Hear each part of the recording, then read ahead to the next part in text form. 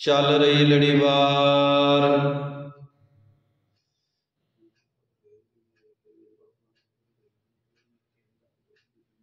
कल दी विचार आपां कीती सी कि वड्डी साहिबजादी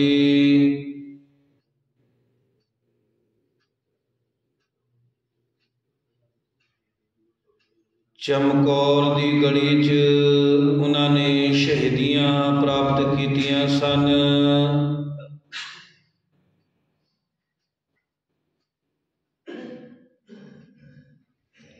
चार साहिबजादियां तो वड्डे साहिबजादे बाबा अजीत सिंह जी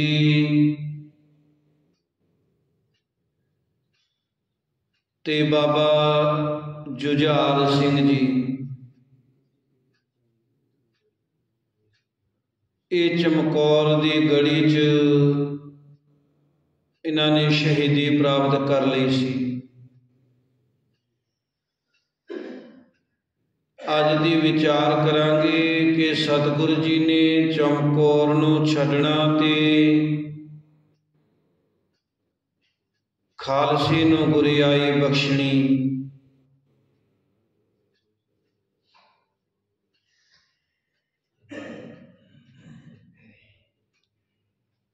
जंग लड़ाई नहीं रुकी, तुरकड़ियां दे दल अगे वधदे ही आए।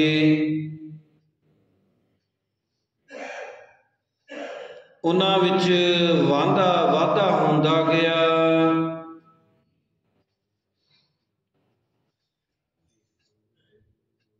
दूसरे पासे सिंह शहीद होंदे गए।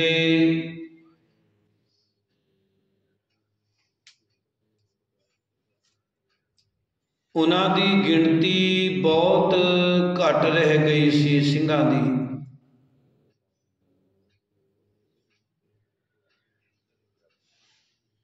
वो सिर्फ 8 सिंह रह गए थे। 9वें सतगुरु जी सन।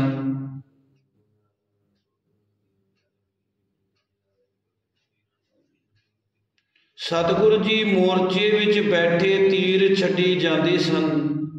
मेरे चोजी प्रीतम, उन्हां पास मसां सोक तीर बाकी रह गए सन।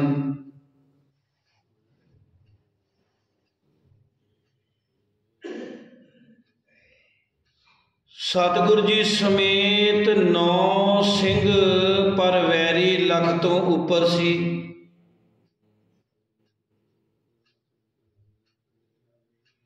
तोप बंदूक ते होर हथियार ना रहे।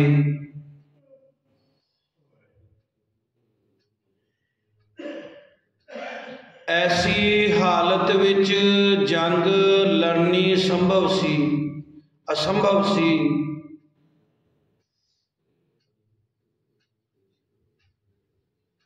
उधरों उत्तों रात पै गई। रात भी महा भयानक काली रात। काली देवी दे भैन जिस कोलों हर एक नूं डर आउंदा सी।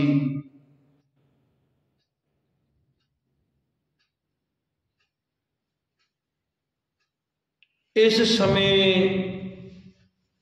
नूं अनुभव करके सिंघां ने इकट्ठ किया।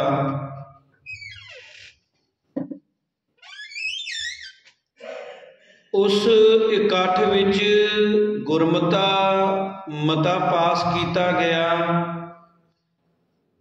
कि सतगुरु जी नूं चमकौर दी गढ़ी छड्ड के अगे निकल जाना चाहिदा है।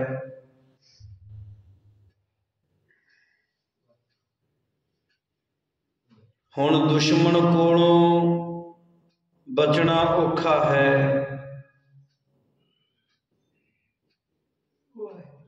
वैरी दे दिलां दी गिणती सावण दियां घंटां वांग छा रही है।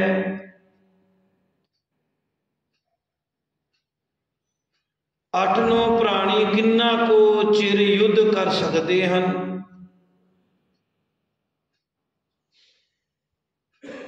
जे सतगुरु जी अमर रहे तां असां जिहे होर सिख साज लैणगे।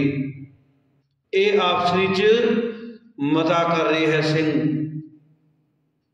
कि जे सतगुरु जी ना रहे फिर कुछ भी नहीं रहेगा।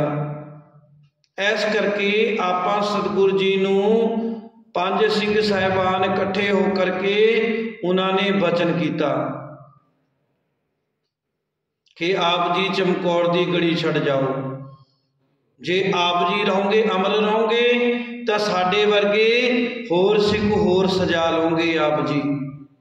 देखो इन्नी सिदकी सिख सन। जे सतगुरु जी अमर रहे तो असां जिहे होर सिख साध लैणगे। इउं विचारा करके सारे सिंह सतगुरु जी पास आ पुजे।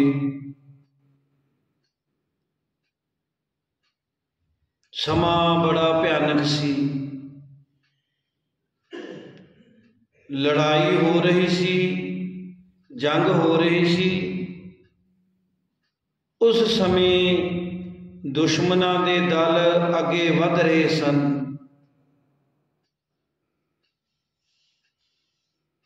फिर भी भाई संत सिंह जी ने दोवें हथ जोड़ के बेनती की, महाराज असां सारियां दी सलाह है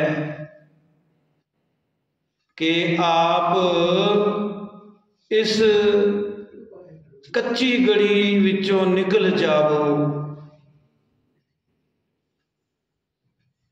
दुश्मन का जोर वध गया है,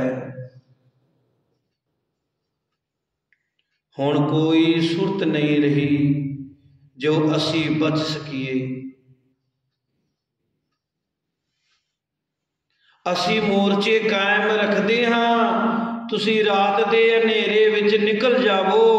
सिंघां दे यह वचन सुन के सतगुरु जी मेरे चोजी प्रीतम मुस्कुराए ते कहन लगे, सिंघो तुसानू इस हालत विच छड़ के गुरु गोबिंद सिंह नहीं जा सकता। तुसां दे नाल ही शहीद होवेगा। ओ देखो वैरी अगे वध रहा है, तुरकड़े अगे वध रहे हैं, उस दे रोकण दा यतन करो। ऐसे ढहंदियां गल्लां ढहंदियां कलां वाले विचारां विच ना पवो। जाओ आपो अपने मोर्चियां विच। सतगुरु जी ये नहीं हो सकता। सिंह कहन लगे कि सतगुरु जी ये नहीं हो सकता। आप दा वचन है कि संगत गुरु नालों वड्डी है। तुसां खालसे नूं बहुत वर दिते हन। पंज ते पंजां तो वध सिंह संगत जा पंथ खालसा दा रूप बन जाते हैं। इस वास्ते असी पंथ दे रूप खालसा दा रूप बन जाते हैं। इस गोबिंद सिंह जी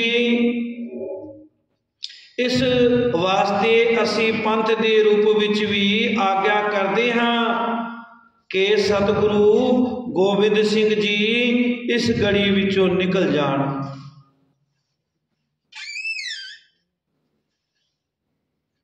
क्योंकि जे सतगुरु जी अमर रहणगे तां जरूर होर सिंघां दी साधना करके पंथ नूं ਵਧਾਉਣगे ते विच सहाई होणगे। आप नूं जाना पवेगा। नीति तो कम लेना, नीति तो कम लेना माड़ी गल नहीं।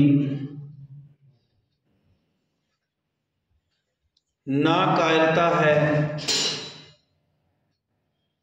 भाई संत सिंह जी दे ऐसे बचनां नूं सुन के साहिब मुस्कुराए। निराली मुस्कुराहट विच सतगुरु जी ने बचन कीते। ऐसे ऐसे ही विचार सुनना चाहुंदे सां। चित तां नहीं करदा कि तुसां दी साथ छड़ जाइए, तुसां दा साथ छड़ जाइए, पर भाना अकाल पुरख दा है। पंथ गुरु है ते गुरु पंथ है। असी अज गुरियाई पंथ नूं बख्शदे हां। अगे तो एक पुरखा गुरु नहीं होवेगा, एक पुरख गुरु नहीं होवेगा। आद श्री गुरु ग्रंथ साहिब जी की हजूरी विच संगत ही पंथ है ते संगत ही पंजां विच है। हर कारज पंजां प्यारियां दे गुरमति नाल करना होवेगा। पंजां विच परमेश्वर ते सतगुरु नानक देव जी दी शक्ति दा वासा होवेगा। परचा ग्रंथ दा दीदार खालसे दा ते पूजा अकाल पुरख दी होवेगी। बस एहो इष्ट है ते सेवा धर्म किरत ते प्यार ए उपासना है। जदों तक खालसा पंथ इउं धार्मिक जीवन बतीत करेगा, उन्ना चिर ਉਹ ਚੜ੍ਹਦੀਆਂ ਕਲਾ ਵਿੱਚ ਰਹੇਗਾ। ਅਸੀਂ ਪੰਥ ਦੇ ਹੁਕਮ ਨੂੰ ਨਮਸਕਾਰ ਕਰਦੇ ਹੋਏ ਅੱਜ ਇਸ ਸ਼ਹੀਦਾਂ ਦੀ ਗੜੀ ਨੂੰ ਤਿਆਗਦੇ ਹਾਂ। ਨਾਲ ਹੀ ਅੱਜ ਤੋਂ ਗੁਰੂ ਪਦਵੀ ਵੀ ਖਾਲਸੇ ਨੂੰ ਦੇ ਜਾਂਦੇ ਹਾਂ।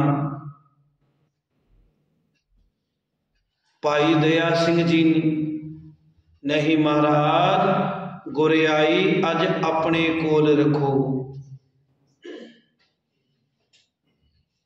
आप ही गुरु हो, गुरु रहो। खालसा फिर भी आप दा सेवक ते सपुत्र है, सेवा करी जावेगा। आप ऐथों जाओ, अकाल पुरख सहायता करेगा।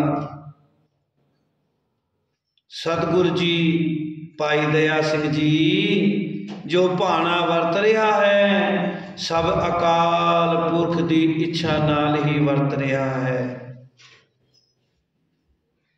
जो असी आखदे जा रहे जा करते हाँ, जो असी आखदे जा करते हाँ, उसनों असी तुसी मनो।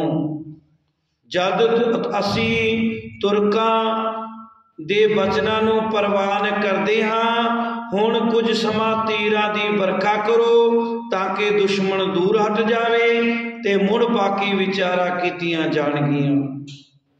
ये विचारा कर रहे ने सिंह ते गुरु जी चोजी प्रीतम श्री गुरु गोबिंद सिंह जी महाराज।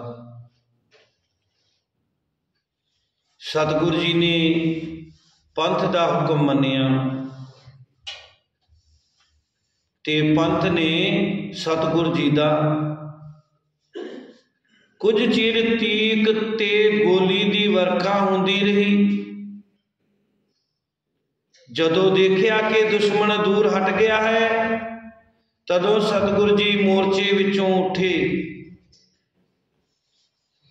एक बार चार सफेरे ते आसमान वल हनेरे विच ही तकिया। ओ तकनी दे भेद दा किसे नूं पता नहीं सी। उसदे पिछों साहिबा ने सीस तो कलगी उतारी ते सुनहरी चोगा उतारिया। चोगा समझे चोला साहब, सुनहरी चोला उतारिया अपनी हथी भाई संत सिंह जी दे सीस उत्ते बनी। उन्होंने चोला पवा दिता ते अपने तीर उन्हां दे हवाले कर दिते, क्योंकि उन्हां दा हुलिया रूप ते कद सतगुर जी दे हुलिये नाल मिलदा जुलदा सी। उसदे पिछों पंज प्यारियां नूं बिठा के साहिबा ने आप कर परिक्रमा लईयां ते गुरियाई पंथ नूं बख्श के गुरु पंथ दा वर दे दिता। जदों सारी मर्यादा पूरी हो गई तां साहिबा ने अकाल पुरख अगे अरदास की। अरदास करने पिछों भाई संत सिंह जी नूं संबोधन करके बचन किया, तुसी ऐथे बैठे दुश्मनां वल तीर चलाई जावो, जदों दुश्मन आवे तां शहीद बेशक हो जाना, पर जिउंदे जी दुश्मनां दे हथ ना आउणा। ना कुछ बोलना ते ना कुछ सुनना। सिर्फ तीन सिंह असां नाल चलन, भाई दया सिंह, भाई धर्म सिंह ते भाई मान सिंह ते भाई जीवन सिंह।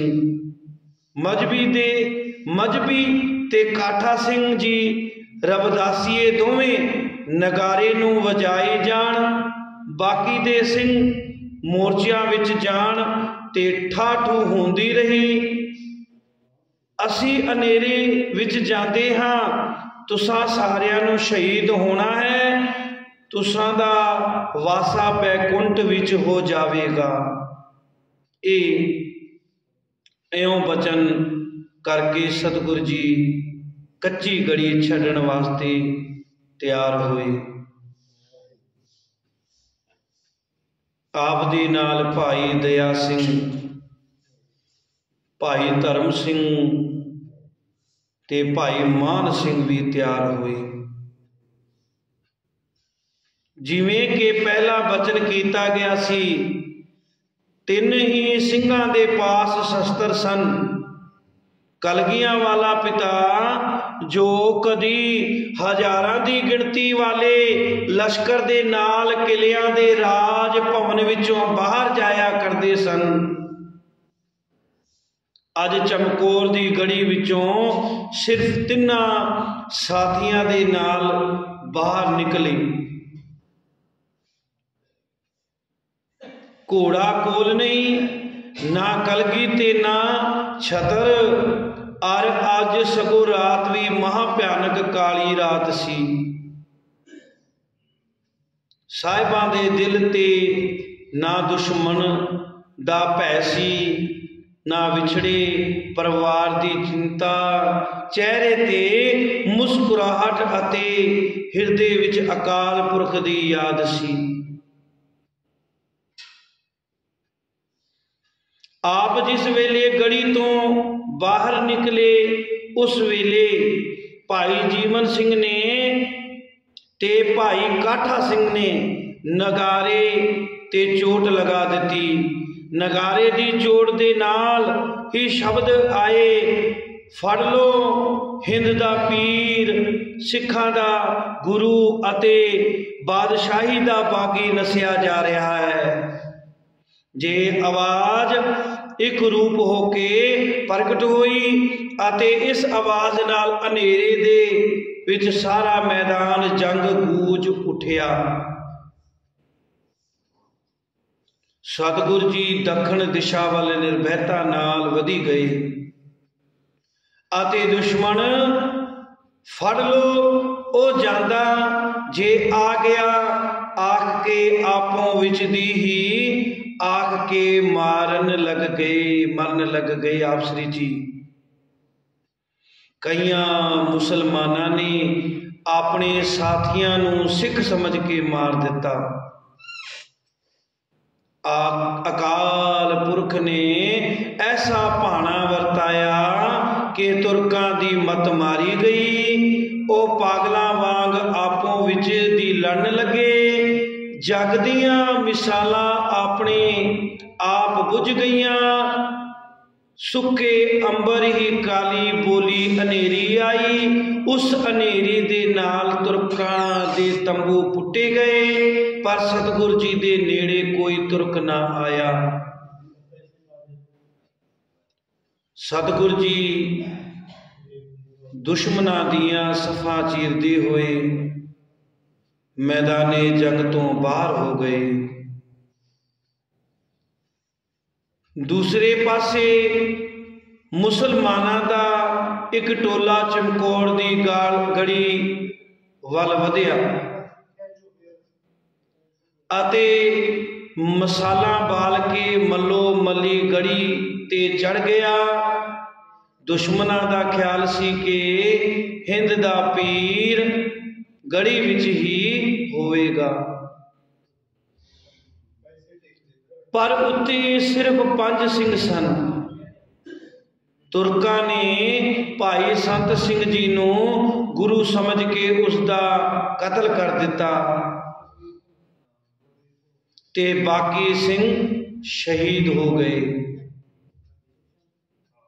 तुरक भाई संत सिंह जी का सीस लैके जबरदस्त खां कोल गए अते खुशी दे नारे लाए कि हिंद दे पीर दा सीस उन्हां दे कब्जे आ गया है अते वो बादशाह पासों इनाम प्राप्त करनगे। पर जदों सवेरे वजीर खां सरहंद ने उस सीस नूं देखिया तां सारे तुरकड़ियां नूं निराशा हुई, क्योंकि उसने कहा सी कि ये सिर हिंद दे पीर गुरु गोबिंद सिंह जी दा नहीं। अते रात दे अनेरे विच हिंद दा पीर अपनी चलाकी नाल मैदान जंग विचों निकल गया है। इस वास्ते चारे पासे फौजा भेज के पिछा करो। ए अज दी विचार। सतगुर जी माछीवाड़े ते जंगलों विच पुजे। चमकौर दी गड़ी तो निकल के सतगुर जी अजे मैदान जंग तो बाहर नहीं सन होए कि अनेरे विच भाई दया सिंह, भाई धर्म सिंह ते भाई मान सिंह जी सतगुरां नालों विछड़ गए।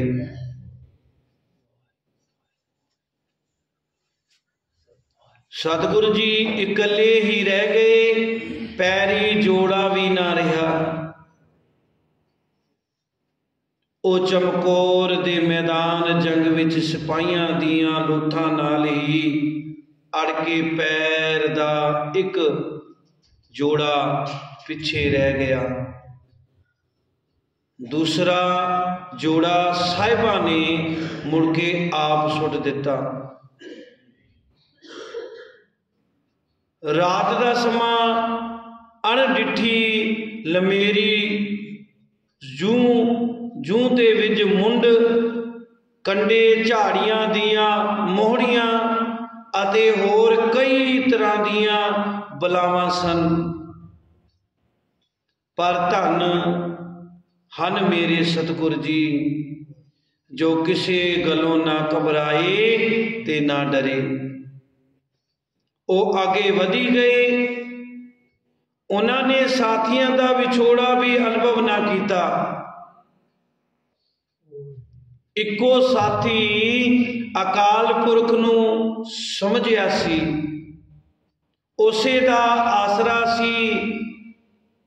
अकाल पुरख दे रंग तिना दिनां विच ऐसी खेड वरताई कि सतगुरु जी इकल्ले रह गए।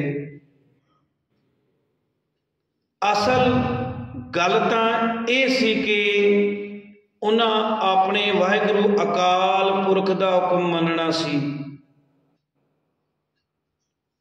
ਉਹ इन्हां औंकड़ां ते तकलीफां नूं की समझदे सन। ਉਹ ਤਾਂ ਆਪਣੇ ਸਿੱਖਾਂ ਨੂੰ ਸਬਕ ਸਿਖਾਉਣਾ ਚਾਹੁੰਦੇ ਸਨ ਕਿ ਅਜਿਹੇ ਔਖੇ ਤੇ ਕਠਿਨ ਸਮੇਂ ਵੀ ਮੇਰਾ ਸਿੱਖ ਕਦੇ ਦਿਲਗੀਰ ਨਾ ਹੋਵੇ, ਸਗੋਂ ਚੜ੍ਹਦੀਆਂ ਕਲਾਂ ਵਿੱਚ ਰਹੇ। चलदे चलदे साहिब कीड़ी पिंड विच पुजे। उस वेले दिन चढ़ चुकिया सी। सूरज भगवान अपनी पूरी तेजी नाल प्रगट होया सी। उस अंधेरे नींद ते आलस दा अंत कर दिता सी। कीड़ी पिंड दियां सुहावणियां कम धंधे लग चुकियां सन ते किसान भी खेतां नूं तुरे जांदे सन। सतगुरु जी दा मेल पिंडों बाहर अल्फू ते गामू गुजरा नाल होया। इतिहास नाम भी दसे ने कि किन्हां किन्हां नाल मुलाकात हुई गुरु जी दी। पिंडों बाहर अल्फू ते गामू गुजरा नाल हुई। गुजर जात दी सी, गुजरा नाल हुई।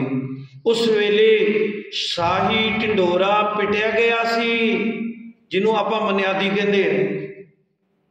उस वेले शाही ढिंडोरा पिटिया गया सी कि जिस पिंड भी हिंदू पीर सतगुरु गोबिंद सिंह जी आउण, पिंड वाले उन्होंने जरूर फड़ लैण। उन्हां गुजरां दा काल नेड़े आ पुजा सी। उन्होंने सतगुरु जी नूं देख के रोड़ा पाउण दा यतन कीता। किने? अल्फू ते गामू ने। उन्हां गुजरां दा काल नेड़े आ पुजा सी। उन्होंने सतगुरु जी नूं देख के रोड़ा पाउण दा यतन कीता। ओए दौड़े हिंदू पीर जा रहा है, जे आओ फड़िए। सतगुरां ने दोहां मूर्खां नूं सोने दियां मोहरां दा लालच देण दा यतन कीता, पर ओ ना मन्नी। आखिर साहिबां ने उन्हां नूं झटकाउण ही चंगा समझिया। उस वेले सतगुरु जी ने तलवार की सहायता लई। चंडी ने अल्फू का सिर धड़ नालों वख कर दिता। गामू नसण लगा, भज गया। गामू जदों ओदा कतल किया तो वह भज गया। गामू नसण लगा। उसनों भी साहिबां ने नसण ना दिता, भजन नहीं दिता। वो उन्हां दोहां नूं झटका के तुरे। दो को अगे निकल गए तां बहीलों ते लवपुर पिंड दी सांझी जूं आ गई। साहिबां ने दूरों तकिया कि तुरक फिर रहे हैं। एक छोटे जिहे बालक नूं पुछया कि पिंड दे लागे भीड़ क्यों है। मासूम बालक ने सच दस दिता कि सरकारी आदमी हिंदू पीर नूं लभदे फिरदे हन। उत्थे भी खतरा जान के सतगुरु जी एक पासे जंगल वल हो गए। वो जंगल पिंडा तो दूर सी।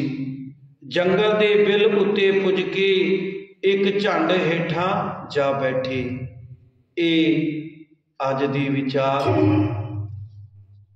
ਆਪ ਜੀ ਸੰਗਤਾਂ ਦਾ बहुत बहुत धन्यवाद जो आप जी समय चो समा कढ़ करके वध चढ़ के गुरु दरबार की हाज़री भरते हो अते तन मन धन नाल सेवा करते हो। बस यही अरदास करनी है कि सच्चे पातशाह सानू भी वो चढ़दी कला वाला जीवन बख्शिश करो, नित नियम दियां दातां बख्शिश करो, दरों घरों दी दात बख्शिश करो अते गुरु घर नाल जोड़ो। बच्चों नूं भी यही दस्या करो